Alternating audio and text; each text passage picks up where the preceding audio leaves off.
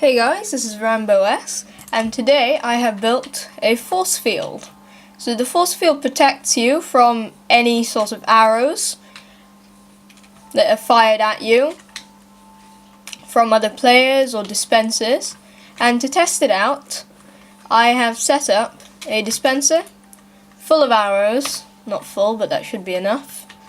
And I've got a redstone circuit just leading up to it, so whenever I press the button, it should fire an arrow. There you go. So I'm going to put myself right in front of it and fire arrows at myself. It would help if they don't land on the ground first. Gosh. This is pretty scary actually, even though it's not real. You get that, it's hard to not want to move out of the way. But you can see that none of the arrows have actually hit me. They've come very close, but they haven't hit me. And yeah, but the cool thing about this force field is you can fire out as arrows without them being blocked. So if nothing to fire at, right, why don't I hit there, that block. There you go. I can fire them far away too, and it won't block them. Oh, there, sheep. Demonstrate. Yep, there you go. And if I had any good aim, I would be able to, yay! And that wouldn't hinder my ability to fire back at enemies, but they could still not fire at me. It would just nicely block. Dispensers aren't the best examples because they don't have great aim. But yeah. So let's take a look at some of the commands that I've been using to do this. There they are, with that scattering of glass that I used for testing.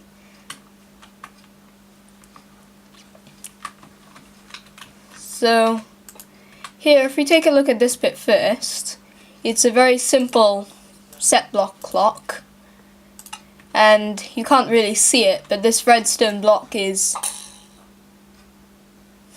basically alternating with air 20 times per second, I think. So that's powering this command block 20 times per second. It has a very long command, not very long, but quite long. So it's executing as the nearest player, which since I'm the only person on this world, is me, with a score of, I've set a scoreboard objective of useBow 0. So don't worry about that bit for the moment, but it's basically testing for an arrow within 7 blocks radius of me. So I can fire one out, but if any arrow comes anywhere near 7 blocks of me, it will trigger this system. So this powers this comparator, which then powers this command block, which executes as the nearest player, which is again me, since I'm the only one in this world. And it then executes, so this is a bit complicated here, it's executing as me, telling the arrows. So I am being forced by the command block to force the arrow to summon falling sand at its location. Doesn't need to be the zeros there, but I prefer to do it because it's easier to read. And I put a tile ID of 20, which is glass, and this last bit, time 1, is very important. It makes sure that the falling sand actually does fall. If you don't put that, it would disappear instantly. I'm not exactly sure why, but you do need that time part. And then we go on to this part, these 2 bits, which then executes as the arrow to kill any falling sand entities with a radius of 5, within a radius of 5 blocks. So this falling sand entity that was just spawned will then be killed.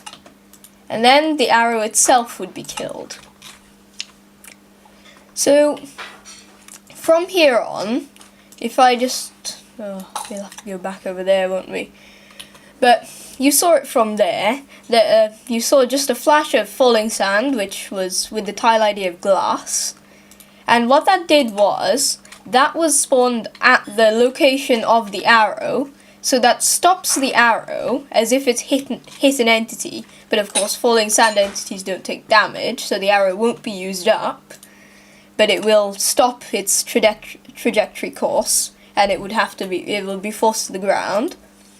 And then we're getting rid of the falling sand, because otherwise you get all this glass litter and it's well, really messy, really. And then you kill the arrow itself. This step isn't really necessary.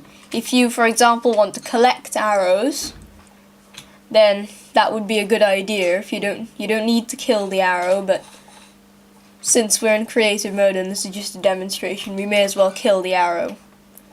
It prevents it being detected twice by the system.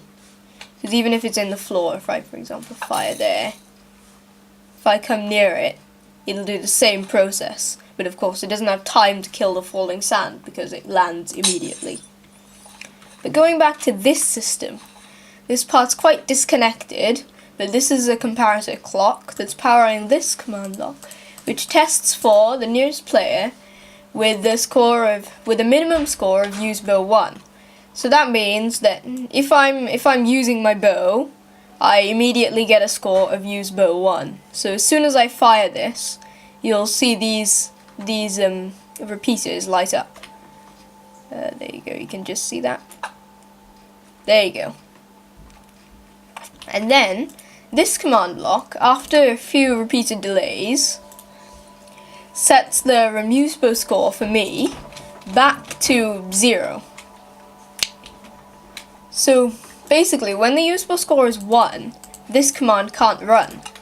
So while I fire, it's literally opening up the force field for how many ticks? 5 ticks, 5 redstone ticks, and then it's closing it up again so that no arrows can get through. And that means that my arrow just has enough time to get out of range, whereas someone else's arrow is very likely to get caught in the force field. Of course, the worst thing you can do with this force field is just go firing around like that. A, that causes a lot of confusion because before this system's even done, you've got another arrow in there. And B, that just leaves your shield open for all the time. But yeah, so now that we looked at the commands are in the description. Why don't we think of some uses? So the main uses I can think of is if you wanted to, for example, in adventure mapping, if you wanted to only have a button pressed by actually going over to it and pressing it. For example, if I place one there, you don't want your players to be simply pressing it with an arrow. So you could have a system centered around that button, so that instead of executing as the player, you just put all the commands around there and execute it from that place. And then you'd protect the button from being pressed remotely. You could use it in a modded PvP server, I'm assuming, or something. Or even a game if you want mobs to be killed by melee weapons rather than arrows. And you could even use it in mini games. If you want, for example, if you want to give the player the illusion that they're going to get hit, but not actually hit them with an arrow, you could use it in TNT cannons for protection with your house. Something. If you simply replace the arrow with TNT, the falling sand entity should still block it off. You could do the same thing with fire charges from ghasts. Would be very useful if you are making something big in the nether. RamboS. If you did enjoy the video, please do like it and subscribe if you want to see some more.